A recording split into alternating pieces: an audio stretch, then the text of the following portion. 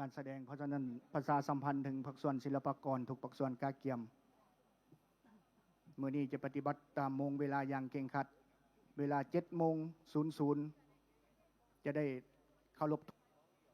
แต่ละแขวงแต่ละกรมกองท้องถิ่นก็ได้ดำเนินพิธีการติดตามการถ่ายทอดสดของพวกเรา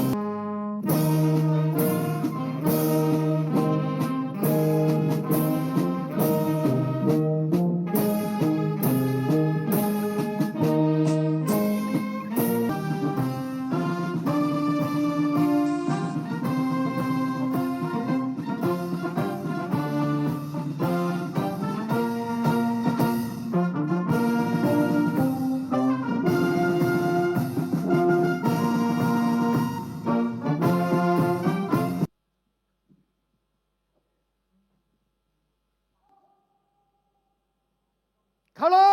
พทุ่ง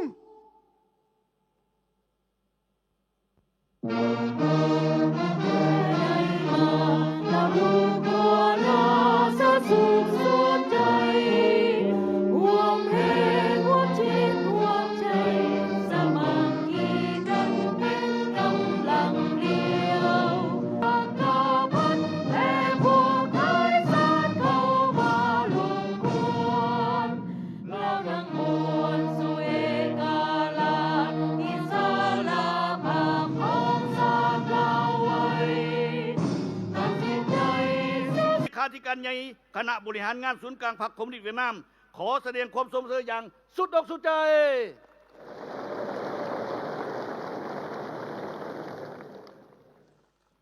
คณะผู้แทนขั้นสูงของสาธารณรัฐ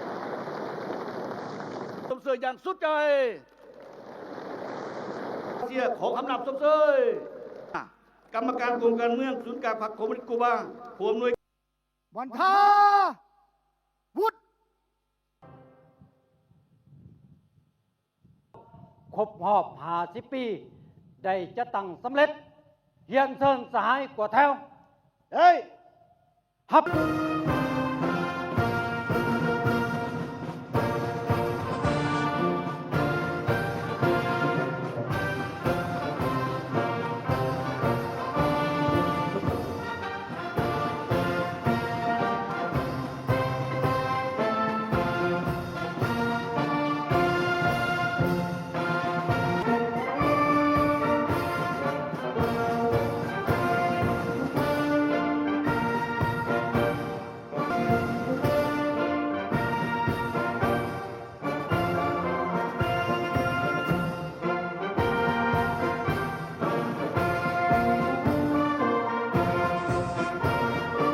สบายดีบรรดาทหาร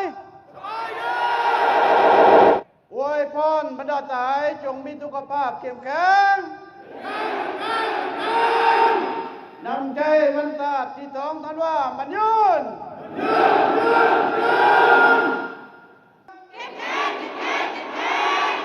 นำใจวันศาสตร์ที่2ธันวาคมยืน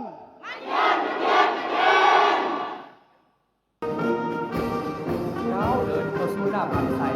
เป็นคนทุกชาติทุกภาคประชาชนทั้งมีเข้มแข็งเป็นเอกราชรักษาได้อธิปไตยและพื้นแผ่นดินอันครบถ้วนสถาบันวิทยาศาสตร์เศรษฐกิจและสังคมแห่งชาติเป็นเสนาธิการให้เกียรติสงครามต่อสู้กู้ชาติญาติเอาเอกราชพวกเพิ่นเปรียบเหมือนเล็กก้าที่ถูกซุกตอมาแล้วหลายทศวรรษภายหลังที่ได้รับการสร้างตั้งขึ้นในวันที่9ศาสนาวกองทัพประสิทธิภาพการทุกทันของจักรพรรดิของนายทหารเสนาบัญชาการเมืองพลาธิการเทคนิคเป็นหัวจักรหลักแรงในการบัญชาคุ้มกรรมการการระเบียบขนส่งประกอบส่วนก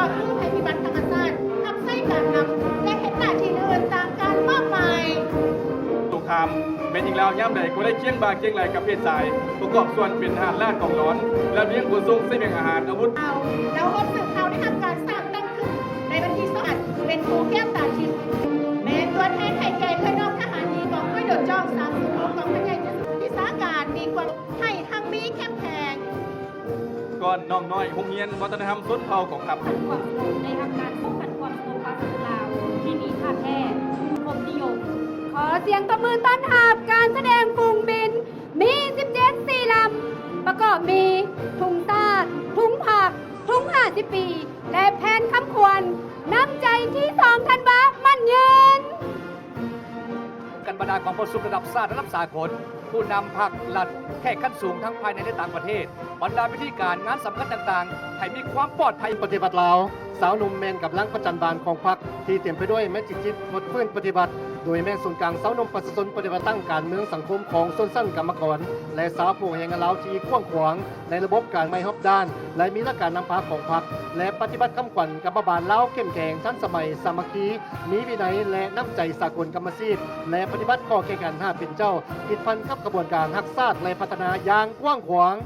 ก้อนกำลัง กฎกาพักมีพลบทบาทเป็นเสนาธิการและรับผิดชอบต่อผลได้ผลเสีย เกี่ยวกับการกระบวนการงานที่ตามกฎกาภายในพักต่อคณะบริหารงานส่วนกลางพักกรมการเมืองเราให้มีความรู้ความสามารถมีคุณธรรมและความรับผิดชอบ การเงิน และระบบการสำราญที่จุ่มใจจัดตั้งผัดขยายเศรษฐกิจเอกราช เป็นเจ้าตนเอง ภายใต้คำควรพัฒนา กว่ากิโลเมตรในปี 2025 การขนส่งโดยสารจาก 40 และขนส่งสินค้าบรรลุ 16 ล้านกว่าต้น ได้พัฒนาการบริ แขนงการเศรษฐกิจสังคม แต่ศูนย์กลางลงฮอดท้องถิ่น สามารถเชื่อมโยงกับสากลได้ และการค้ามีการขยายตัวอย่างนักแน่นต่อเนื่อง ประกอบส่วนหลายกว่า3ช่วงส่วนน้อยของ GDP ให้ประกันได้การสนับสนุน การต้อนรับแขกสำคัญภายในและต่างประเทศหับไส้การสวนสนามหับไส้กองประชุมพิธีการประดับเรียงการ ด้วยความพยายามอันแห่งกล้ากระทรวงวัฒนธรรมและการท่องเที่ยว ได้นำเอานครหลวงพระบาง วัดภูจำปาสักต่อเนื่อง เพื่อเผยแพร่ความรู้และวัฒนธรรมสู่สังคม ความอุดมสมบูรณ์นี้คมในการโฆษณาแนวทางของภาครัฐ และหับใช้สังคมประชาชนด้วยข้อมูลข่าวสารที่ถูกต้องแสงสีเสียงละงมกล้องฉลองใจขั้นยิ่งใหญ่แล้วเอ๋ยวันชาติ2 ธันวาจงมั่นยืน